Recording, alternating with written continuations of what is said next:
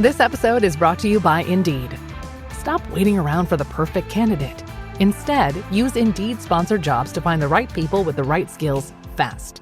It's a simple way to make sure your listing is the first candidates see.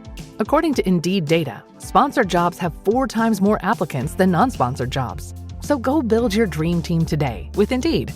Get a $75 sponsored job credit at Indeed.com/podcast. Terms and conditions apply. AI is incredible. It can teach you how to fry an egg and even write a poem, pirate style. Yarr! But it knows nothing about your work. Slackbot is different. It doesn't just know the facts. It knows your schedule. It can turn a brainstorm into a brief. And it doesn't need to be taught. Because Slackbot isn't just another AI. It's AI that knows your work as well as you do. Visit slack.com/meet Slackbot to learn more. Año nuevo. Los mismos Extra Value Meals en McDonald's. Ahora te puedes llevar 2 snack wraps y papitas y una bebida mediana por solo $8. Solo por tiempo limitado. Precios y participación pueden variar. Los precios pueden ser más altos en Hawaii, Alaska y California y con entrega. Hello and welcome, Eagles and draft fans, to the inaugural Big-Legged Waistbender podcast. I'm your host, Wannabe. In today's episode, we will be discussing some Eagles offseason roster needs and how it may pertain to the 2026 NFL Draft. With me today on this special occasion, on this special first episode, is Greg Hart, my internet Goomba for the last couple years. I've been chatting with him ever since I was on X and now on Blue Sky, and I am very happy to have him aboard. Greg, how you doing today? I'm good, man. Thanks for having me. You're welcome. Thank you for coming. Greg, you started a website maybe roughly 5 years ago. It was called PhillyCoverCorner.com. Am I correct? That is correct. Yeah, it was during COVID. Like all of us were kind of bored, and I started it. It's been more years than I expected at this point. So. Well, I could tell it's a passion of yours. Just anybody who opens up that website and clicks on an article, you could feel the passion as you're reading through how detailed those articles are. You tend to come away educated every time. I know I do, and I do appreciate that website of yours. So thank you for doing that. And thank you again for coming on this show. You've been a Philadelphia area native? Yeah, I grew up in Northeast Philly, Ben Salem. So grew up there, was there many years, and ended up in Atlanta right now. Cool. Very cool. Very cool. Are you guys getting hit with the storm like we are right now? Yeah, we have maybe a quarter of an inch of ice, which might as well be 12 feet of snow for Atlanta. So it's comical here. Well, I hope you guys survive the storm, the snowmageddon. Yeah. Pray for Georgia with our quarter inch of snow. Well, let us start with Eagles needs and how you think about Eagles needs and how you think Howie Roseman does. Yeah, this is where I spend a ton of my time. I think the most fun thing to do is think about roster building. Because there's no perfect answer. It's what you prioritize. It's always trade-offs. It's why the NFL to me is the perfect league, because everyone's resource constrained. You're going to get so many picks, and we can have different opinions on the right path to take and both be right or wrong. That's what I love about it. So I spend a lot of time thinking about every year, what should Howie do? Like, what would I do? And, I always say, I've written a couple times on this, that I think generally the right way to think about where the Eagles are going to go is to think a year or two out. Howie does not draft for tomorrow's needs. Like he may not have a need filled for the draft, but he does not go into the draft needing to draft a position. He'll gladly go trade later, get a draft pick or a free agent. So you really look a couple years out. And in the past, you could get ahead of when they're going to lose edges or when they're going to lose, when they, KP was leaving and they start going after OTs, receivers, etc. So it's generally the way to look at it. This is an interesting year, because even though we say, and it's true, we have one of the best rosters in the league, we have a lot of needs, more than we've had in past years. So you just run through it, and this is a rough priority order. We could all have different priorities, but CB2, giant need. Probably going to lose a couple CBs this year also. Tight end 1 and 2, they need both of them. They have 2 edges under contract. We all expect them to re-sign Jalen, and I think they will. I think Howie put himself in a position like Zach Bond that he's going to have to bring him back. So, but even if they bring him back, yeah, they need an edge. probably getting close to start thinking about Lane. I've been critical the last several years. It's been draft Lane's replacement, but that was way too premature. But they'll know his timing better than we do. But I mean, he could be done after this next year, probably 1 or 2 years. So probably time to start looking at right tackle. They could use another wide receiver. They're not going to bring Jahan back. Right guard, I don't think they're going to re-sign Steen after this year. I could be wrong, but one, I think he's upgradable. Two, they're not going to be able to afford everyone. Interior line goes for more higher contracts than did in the past, and I think safety is going to need a lower need because they're not going to bring Reed back, I don't think either. So that's a long list. Now, they're not all day one needs, but a lot of things to fill. Us spoiled Eagles fans with these Howie Roseman rosters, to have a couple actual immediate needs, it's the sky's falling. Yeah, and then what I just ran through there, I mean, CB, you must take high. If you want to tackle, I ruin myself every year because I go look at old Lane Johnson college tape, which if you have not done it, like anyone listening, if you haven't done it, go look at it. He was every bit as good then. He was like, we're never going to get another Lane. I still think he's the greatest Eagle ever, but you got to take tackle high. Yeah, so CB, tackle, receiver. There are a lot of things that you could take high this year. Yeah, wide receivers certainly become more of a priority position in recent years. Yeah. It seems like they come out more developed now from college than they were like a decade ago, probably from playing 7-on-7 all year and all the different things they do, all the different tools and education at their disposal. We've been spoiled. It's like year after year, it's been good receiver classes. Even like this year, people generally view it as a down year. The more I watch it, the more I like it. Me too. If you need a receiver, like it's been good to get them. Yeah, and it's almost like you have to get them in the draft because if you don't, you're paying for some guy who's average at best. It's crazy.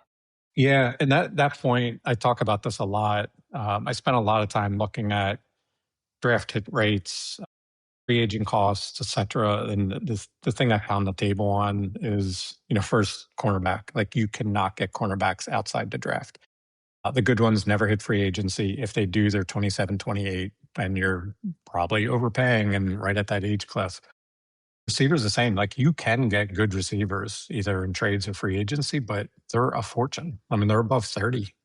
So. I would say one other sneaky need, potentially, now this might be a year-out need, it might be an immediate depending on his health, but Cam Jurgens certainly struggled this year with health and his play on the field as a result. And a year from now, it is possible to get out from that contract extension. So there's year-out needs and there's sort of immediate ones too. And obviously, we don't know what's going to happen with A.J. Brown. He might stay, he might not.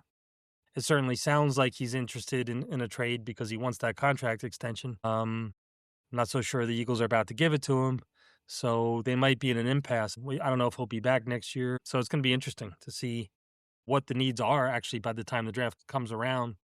I got to give you credit. I was not even thinking about center as a need. I'm just thinking like, oh, Cam's hurt. He's great. He's back. You're just so used to, like Kelsey is going to be here a long time. But you're right. He was unplayable for a lot of the year. They'll know his health better than we do. But like, what if he isn't the same? So it's the sneaky need. Receiver is interesting. I've wanted them to take a third receiver.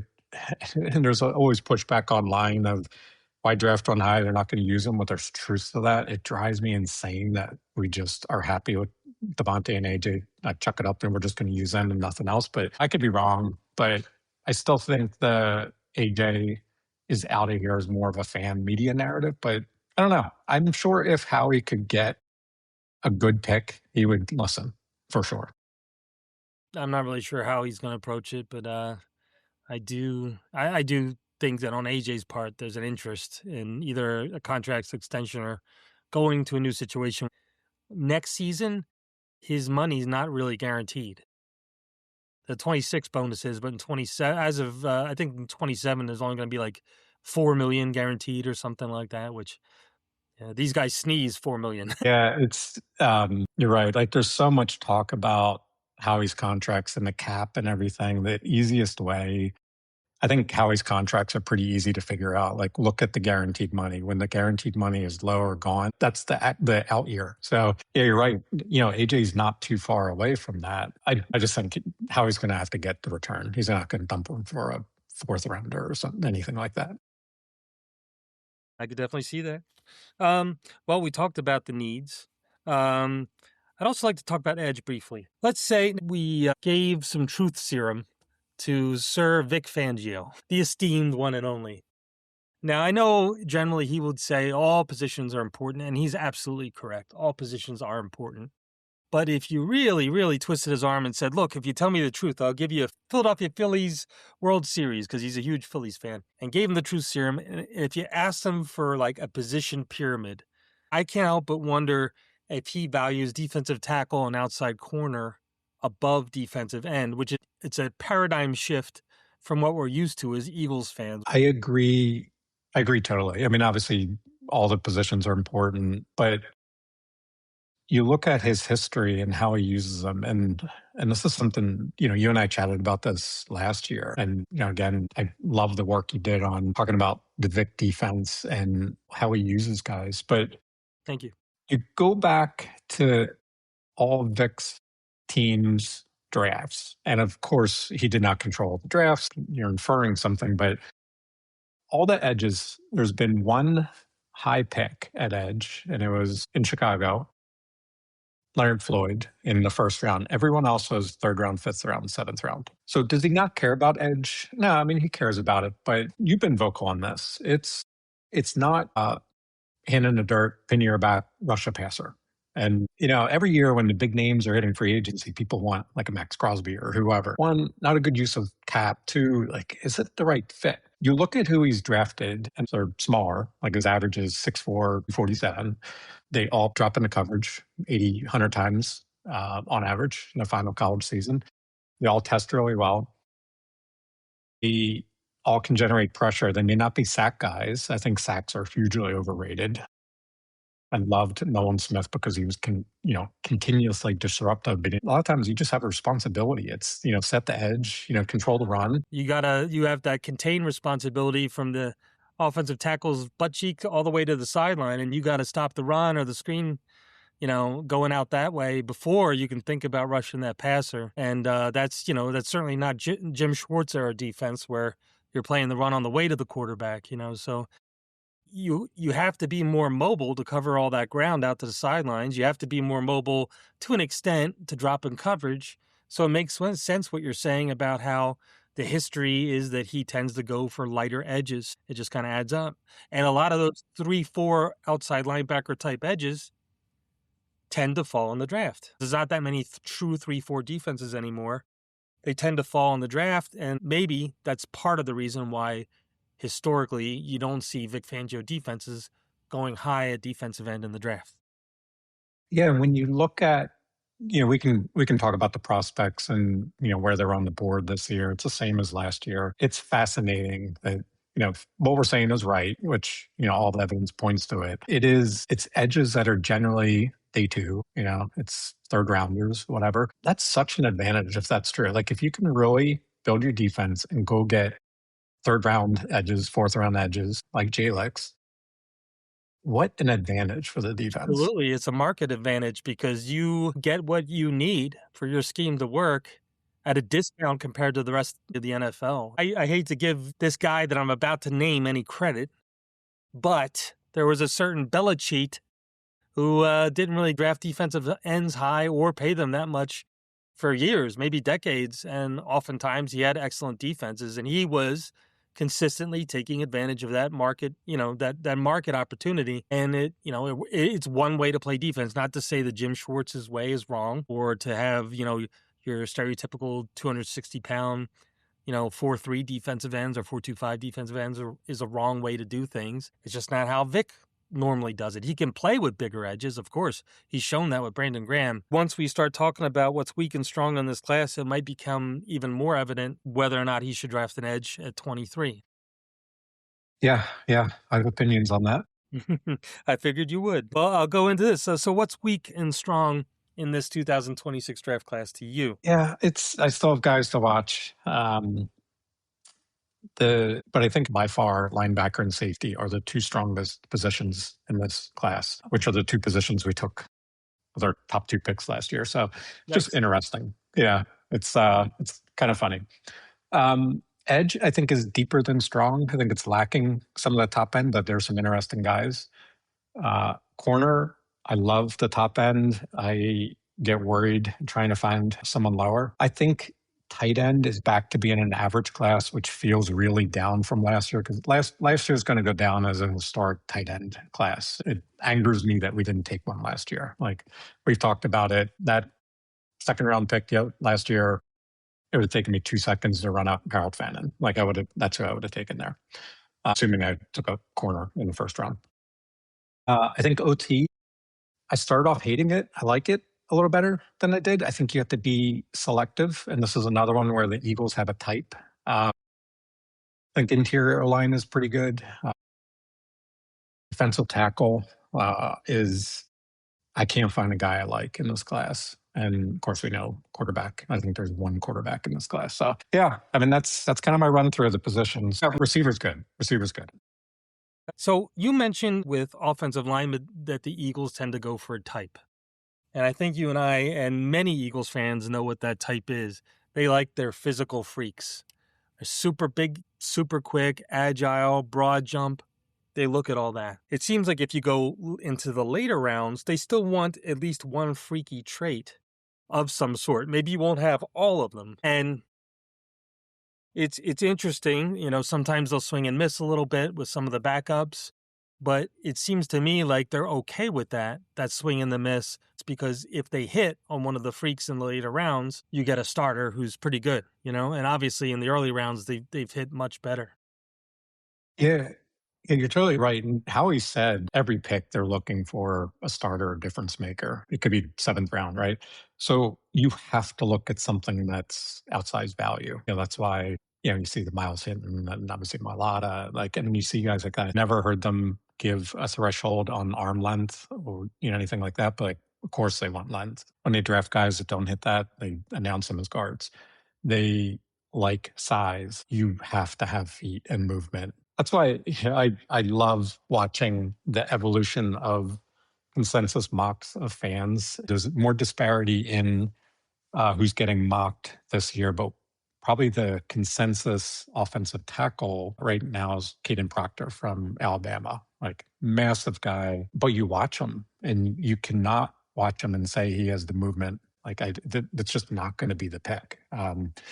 There are guys in this draft that to me are pretty interesting at tackle. They're just going to have to be selective. I think there's like 2 or 3 names probably. By selective, do you mean maybe look a little bit less for the freaky trade and settle more for high floor? Is that what you mean?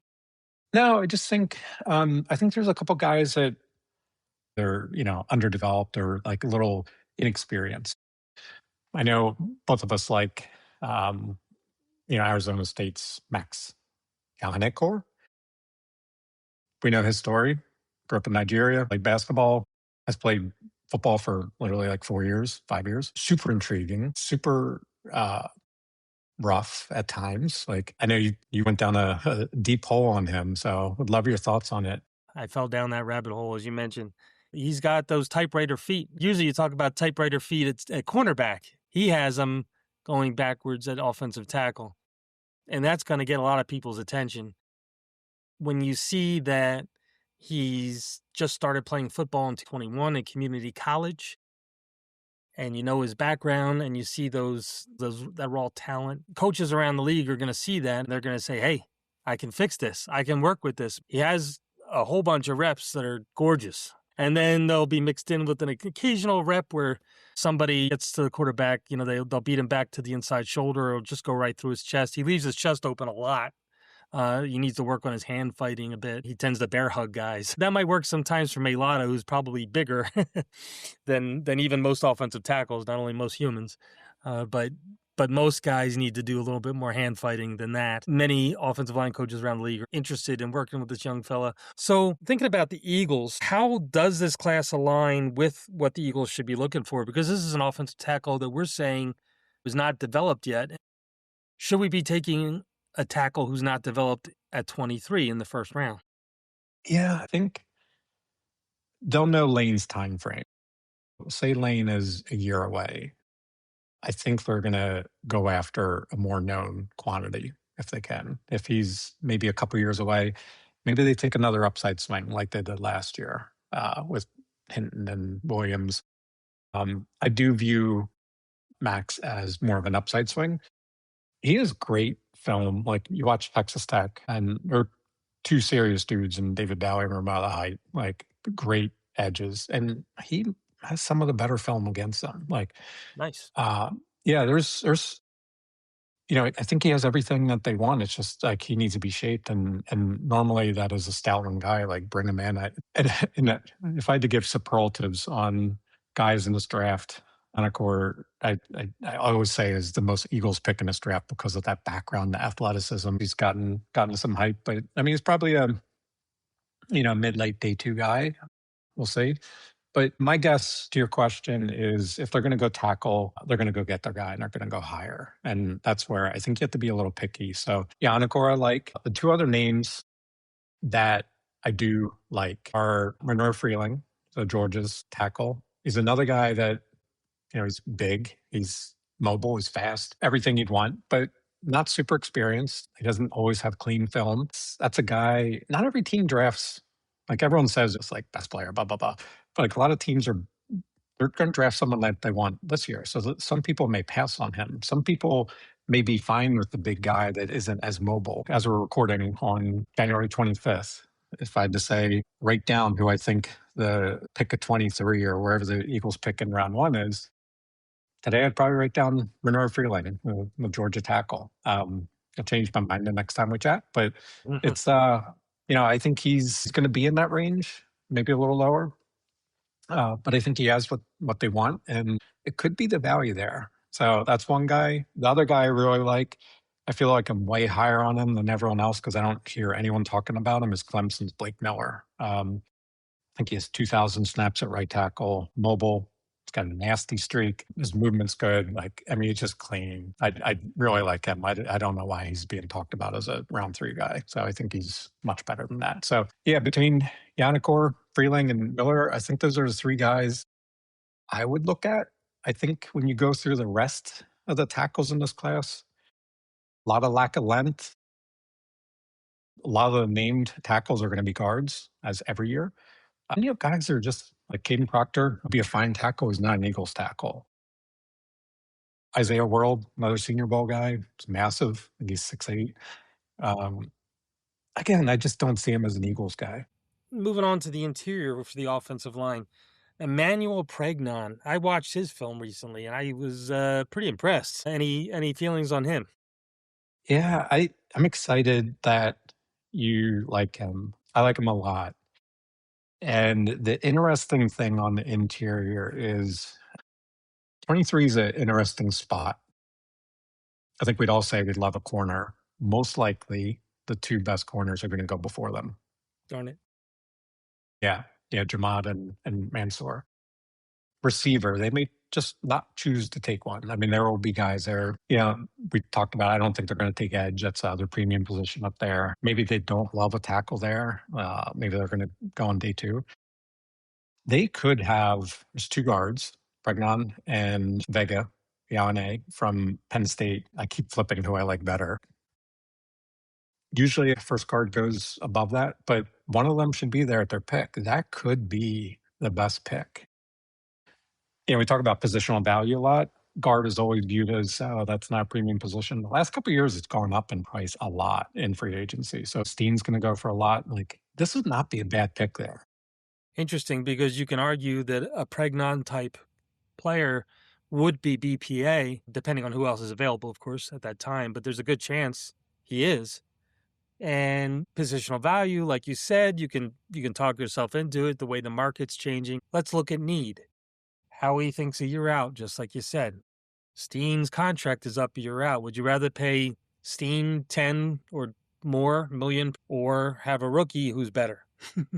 I think Howie would prefer that rookie salary, and maybe picking in the 20s, he can justify, not going after that offensive tackle or that high-end wide receiver or that high-end cornerback when chances are most of the best of them will be gone. So, yeah, I could definitely see that. Heck, with the injuries they've had, Dickerson, he's, I don't know the exact number. I heard somebody say that he's up to 13 or 14 surgeries now.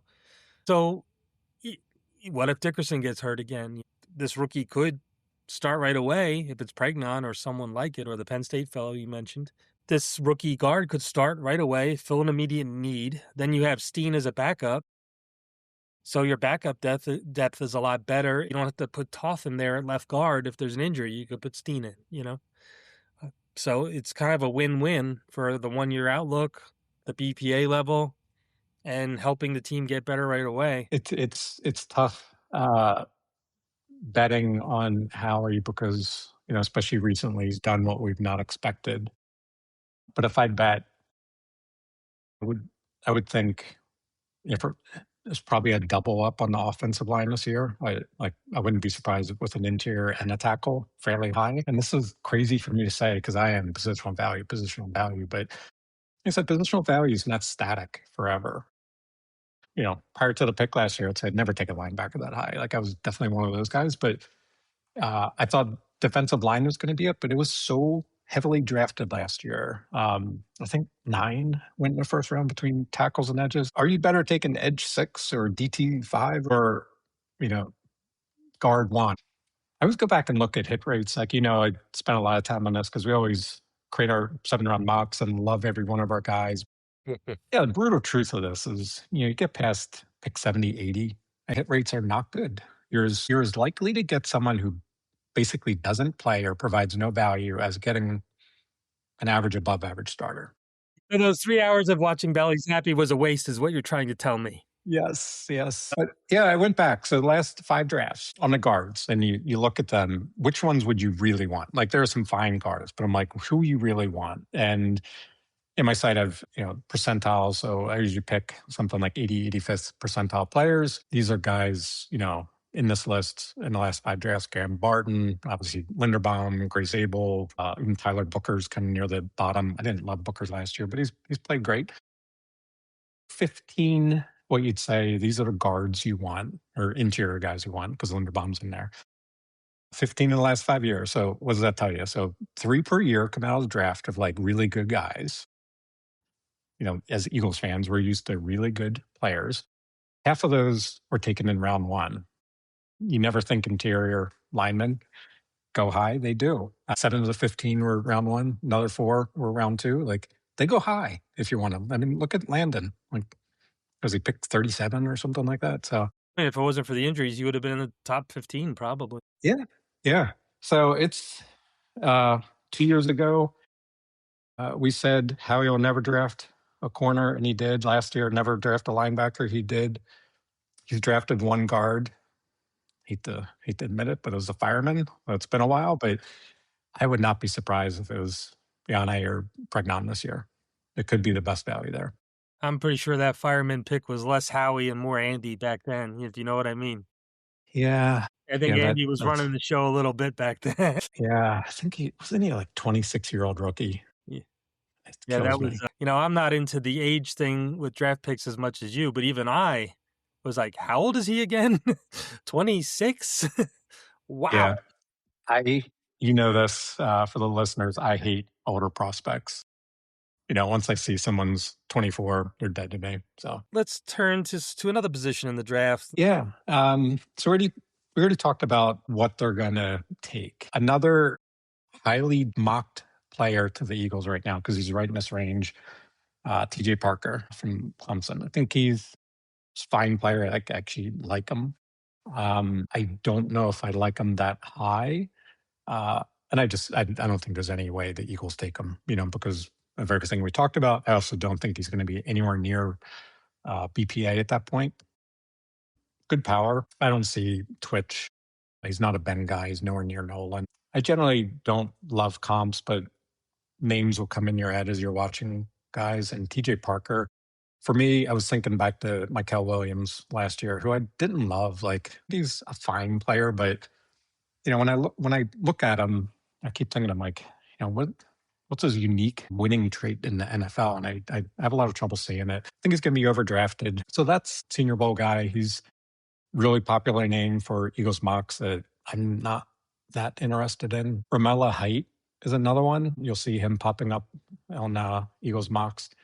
As a contractor, I don't pay for materials I don't use. So why would I pay for stuff I don't need in my mobile plan? That's why my Biz plan from Verizon Business is so perfect. Now I can choose exactly what I want, and I only pay for what I need. Right now, with my Biz plan, get our best price, as low as $25 a line. Visit Verizon.com/business to get started today. New lines only. Price per month with 5+ lines. Includes auto pay and paper-free billing and promotional discounts. Taxes, fees, economic adjustment charge. Applicable add-ons, prices, and terms apply. Guarantee applies to base monthly rate and stated discounts only. Add-on prices additional. Offers in March 31st, 2026. Support for the fans' first sports network comes from Hyper Natural Style. Men's Journal calls it the best men's polo shirt of 2024. Hyper Natural offers polos, tees, and button-ups that deliver unmatched comfort and style. Hyper Natural is a new generation of clean bio-performance clothing that reduces impact on the planet as well as your own health. Hypernatural created the first ever shirts made from jade stone and crab shells. Supreme natural comfort and cooling performance without harmful chemicals and plastic polyester. Visit hypernaturalstyle.com and receive 20% off at checkout using promo code FFSN. That's hypernaturalstyle.com using FFSN. Thank you for your support. He's an interesting one. And just on the conversation we just had, there's a lot to like on Romello. He's explosive. Third most quick pressures in college this year, behind Bain and Bally. It's not bad to be third place behind those two because they're the best in this class. Yeah. The but on it for me is he turns 25 his rookie year. And not quite. Yeah, he's not quite late breakout. His 2024 wasn't bad, or 23, but it really is a concern. There is something to it when there's a lot of data on older prospects just having lower hit rates, because you think about they're 23, 24, 25 playing 18, 19-year-olds. And what's interesting, I do have to change my thinking here, because NIL is making people come out later. Like before, when people came out later, they weren't ready for the NFL. Now people are ready, but they're staying. So it makes you recalibrate. But players that are older do not have a good hit rate in the NFL. And again, look at where the Eagles are. Like a rookie edge, how many snaps are they going to get? Say they re-sign Jalen, which they probably are. You're going to be edge 4. By the time they need another starting edge, say Jalen is a 2-year, like a really, effectively a 2-year deal, they probably lose Jalen Hunt because they can't afford him. A guy like Romello is going to be 27, 28 by the time he gets material snaps. Like, what are you doing? Like, that shouldn't be the pick and won't be the pick. Makes sense. He does look like a scheme fit. He could last in the mid-rounds. He's one of those speedy guys, and he can drop in coverage. But if he's going to be practically past his prime by the time he's getting major playing time. Yeah. Now, the guys I like, one of these is a Senior Bowl guy. And I caught myself on this because I'm usually not a helmet scouting guy at all. But just a week or two ago, I'm like, I think I have a problem. I just want Michigan edges last year. And if any listener followed me on Blue Sky, you would know the one of my pound the table guys last year was Josiah Stewart from Michigan. Yeah, I remember. Perfect. Yeah, like perfect. Everything we said of what Vic wants, that's Josiah. Had a fantastic rookie year. The Rams, who have drafted amazingly well recently, took him, which pissed me off. But I believe he was third in pressure rate in NFL this year, very quietly, because I don't know why, but he was behind Abdul and James Pierce. Like, again, 2 good names to be behind. So Josiah was great. So 2 guys to know at Michigan: Derek Moore at the Senior Bowl. I love him. He's a little bigger. When we said the edges are a little smaller with Vic, Derek is reported at 260. I'm really interested to see where he wants to play, like if he stays up or tries to drop some. I think he has really good power. It's how he usually wins. I think he's underrated lateral movements for his size. He can drop over 17% pressure rate, over 10% run stop rate. Production matters for edges. It gets pretty consistent if you can generate pressure, not sacks. Sacks are too inconsistent, but if you can generate pressure in college, and again, the Eagles care about setting edge, like if you can do those 2 things, It projects well to the NFL, and he does both really well. Those are both really good numbers. Nice. His win rate, 36%, is behind one guy, David Bailey, who's probably edge one. Derek Moore, like he's projected somewhere end of round 3, beginning of round 4. I think I have him end of the first grade, which I'm probably high on, but yeah, he's not quite as bendy as like a Nolan. He's definitely not a Nolan or anything, but I don't know why he's that low. And if he's there on day 3, like take him, thank the league, and that's our guy. So Sounds like a plan. yeah. Oladipo last year played linebacker, and due to injuries, he got moved to edge somewhere in his senior year. He went higher. Like he was another guy mocked like round 6 or whatever. I think he ended up going second round or something. Like he went. The hype machine really built up around him, and he went pretty high. I was Yeah, one of the ones starting the hype early, and yeah. I remember you loved him. yeah, he ended up going higher than I would have taken him. Yeah. I think you're the one that got me to watch him. He had some awesome clips. Watch Jashan Barham from Michigan. He's same prototype. I think he's going to test freaky. Nice. Yeah. Again, like converted LB. I think he's a plus run defender, but I think he's another guy that's going to shoot up the consensus mocks when they see how athletic he is. Look forward to watching that tape. Thank you very much. I kept you here for a while. Do you want to talk cornerbacks? I know that's your passion, and I know I'm passionate about it too, but I feel bad about how long I kept you. No, I'm good. I would. I think you planned that because I can't say no to cornerbacks. So No. it's my site, Cover Corner. It's named for corners. It's by far my favorite position. Quarterback's the hardest position. Corners second hardest, and I just love everything about them. I will never not love Jalen Mills with getting beat, an overthrown ball or drop ball, and he finger wags. Like I just love everything about corners. So yeah, happy to chat with them, and it's the Eagles' top need. I think they have their work cut out for them this year. I don't know what Howie's going to do.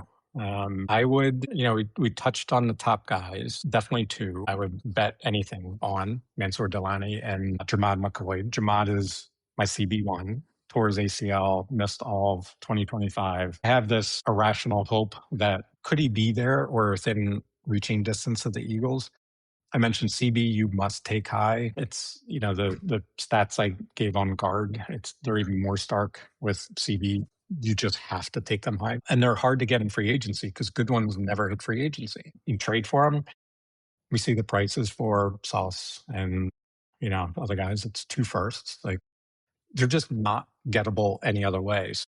Is Howie, and the free agent class this year is pretty under-inspiring. So what's his plan? Like, are we just going to retread a guy, like bring in a handful of names? I sure hope it's not. Yeah, it's not Keeley. Keeley's not a corner. I still think they should try him at safety, but yeah, they don't have a guy. We talk about picks, and I've looked at where the Eagles could trade up, where they go. That 17, 18, 20 range in the draft is murder's row for corners. Like there are a lot of teams that need them, including the Cowboys in there. If Mansour or Jamad fall, if they get to Detroit's pick, I would offer Detroit whatever they wanted to move up. And that probably would cost our first third, like the early third. And I'd gladly give it. I just dream of, think about Quinion, Coop, Makuba, and Jamad McCoy, and name your other safety that, whoever you want to put there. But like, who are you throwing to with that backfield? Like, what do teams do? You're throwing 5-yard outs is what you're doing because and check downs, and you're patting the ball a lot. That would certainly make Vic Fangio's life easier as a game planner and play caller. In the 24 season, he had a similar situation. You could say that Slay was still CB1 quality on the edge of CB1. CB1 on either side of the field. As the season went on, he just started to play quarters. And the 2 outside corners, the outside cornerbacks would be on their own. They're basically an off man. And the safeties can help each other then with their verticals. And there was nobody open. It was simple coverage call. Day 1 camp install probably. And he was able to call that frequently. He called it a ton in the Super Bowl against the Chiefs. So it does seem like you give him those two strong corners, and it's like a cheat code for him. Yeah, it's I know a lot of people are always unwilling to trade up, and maybe even that first third isn't enough. It's that and a pick swap later or whatever. But like I would do it. Like I said earlier, we fall in love with these picks, even in the 60s. It's like, yeah, you can get a decent player, but like go back and look at who we took in that range. Like I looked at it, that early pick, the expected value is Tyler Steen. Like that, he's exactly expected value in that range. Like fine player. If you can get CB1, why don't you do that? It's such a unique opportunity. So if he falls within striking distance, like him or Mansour, they're insane for not moving up, like because you just can't get him anywhere else. And we should talk about the next group of CBs. Like every year, they're like some interesting guys. They're all flawed. So I know you did an amazing video on Avion Terrell. Thank you very much. Yeah. So if listeners have not seen it, I know it's on your Patreon. It's great. Not only is it a good breakdown of Avion, but gives you good perspective on what is important for the Eagles. But I love your thought. Like I struggle with him. I've had him like wouldn't draft him. Then I'm like, no, he's good. Like, I just don't know if is he a nickel? Like, is that what he is? I just don't know. It's totally understandable and acceptable to say sometimes I don't know. And then you have to look for the clues and the possibilities of, can he be this? Can he do that? Can it be brought out of him? And obviously, after those early picks, after that first round, the first half of the first round, first 20 picks or so, it's hard to do that at outside corner because you're guessing, By the way, shameless plug, and thank you for bringing it up. That video of Avion Terrell is at the Eagles Film Room on in Patreon. Please check it out, along with many other draft prospect films. Yeah, they're good. We can talk about tight ends, Tanner Cozio. Like I know you did a video on him. It's great. I know we chatted on this before, and you mentioned Bailey Zappi earlier. I was looking at different trades that could be models for the Eagles this year, like trade ups and trade downs. There's an interesting one. So 2022, Chiefs traded up from 29 to 21 to take one of my all-time draft crushes, Trent McDuffie. Loved him. I had an unnatural, just wanted him in the draft. So the Eagles sent a third and fourth to the Patriots to move up 29 to 21, took Trent McDuffie. So the Pats, what did they get? And they ended up doing another trade. So they took four guys out of it. So they took guard Cole Strange, fine player, cornerback Jack Jones, had some talent, but like off the field mess, like kind of destroyed his career. Marte Mapu, safety, like I don't think he's done anything. And your quarterback, Bailey Zappi. So are the Chiefs better with their three picks and whoever they would have taken, or Trent McDuffie? Would you rather have Cole Strange, Jack Jones, Bailey Zappi, Marte Mapu, or Trent McDuffie? Like that's the calculus this year. I remember a few years back, I was a proponent for drafting Steen in the third round for the Eagles. Just he seemed to fit a potential need. It looked like he could slide into guard, but a few years later, just like you said, hit rates, third round. If you could trade a Steen to move up and get a McDuffie or a Jermod McCoy. Yeah, it's, people haven't watched Jermod. And it's interesting. He's not going to be a burner. Like my guess is he's upper 4.4s, 4.5. I think he's going to be fine, but people aren't going to fall in love with his time. Obviously, he has the ACL, but man, watch him. Like I just, every time I watch him, I'm like, I just want to see him, Quinyon, and Coop out there. I probably need to put that out on my mind because the most likely scenario is those top CBs are not there or not within the reach. So what did they do? And this is, there are a bunch of Senior Bowl names out there. Colton Hood is the next guy up. I bounced him around. I liked him. I've lowered on him a little bit as I've rewatched him. I do like him. The guy that pops in my head watching Colton Hood, and I think it's a little bit style. I think it's also situation as last year's Trey Amos, who I liked a lot. I think Colton's there I think he's a very good cornerback. Tennessee, so he took over the CB1 duties with Jermod out. Played well. I think he's got the traits. I think there's a little more boom or bust to him. He's doesn't always look like in control in coverage sometimes. Yeah, you could do worse. I just don't know if he's going to be best value when they pick, but he's out there. Yeah, Neal is a guy I like a lot. I'm interested in your view on him. Super smooth pedal. I think he's best run defender at corner in this class. Great tackler, doesn't miss anything. The butt on him, and the reason he's somewhere mid day two is he's probably 4.55 or something, which you know mid 4.5s. Does that survive in Vic's defense where you just can't go vertical with a guy and always need help? Yeah. That's my worry. But I love Joey Neal from Arkansas. Oh, thank you. I'm going to have to put him on next on the docket for tomorrow. I haven't watched him yet. I haven't watched the Senior Bowl cornerbacks yet, just other positions, but I haven't gotten the corner yet. Looking forward to checking him out. Any other thoughts before we wrap it up? I'll give one more corner name.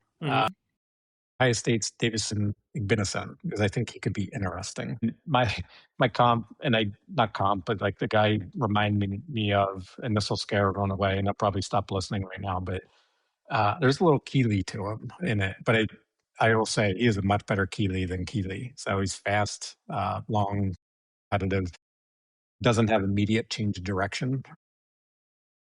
He's better. A lot of good film.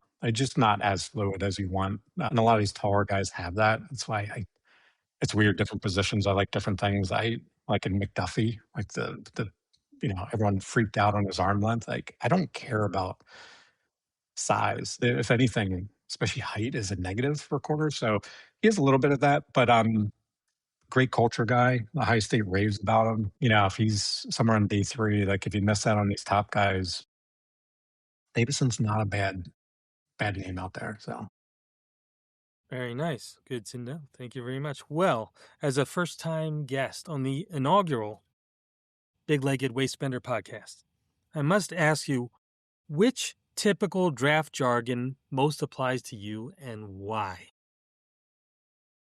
I would say scheme dependent, and they usually have a negative connotation. And like I'll write. I care about writing what I want to write about. I've been asked to write on different places, and I'm like, I'm not writing like 5 keys of the game or which rookie's got bad numbers, or like I would shoot myself. Yeah, I feel like I do my thing. I'm not going to do everyone else's thing. Probably scheme dependent.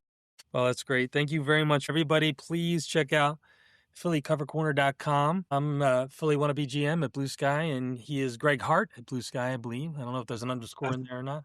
I think it's Greg Hart, PA. Greg Hart? Yep, you are correct. Yeah. It is. Greg Hart is that way too common of the name, and I was too delinquent in grabbing my name. So yeah, that's my go-to. Well, thank you very much for coming on this podcast and sharing your early thoughts about the 2026 draft. We will be obsessing about your thoughts and other people's thoughts and our own thoughts for the next 2 to 3 months until this draft rolls along. And thank you for coming on this journey with us. I hope you have a great day, man. Go Birds. Go Birds. Thank you, my friend. Thank you.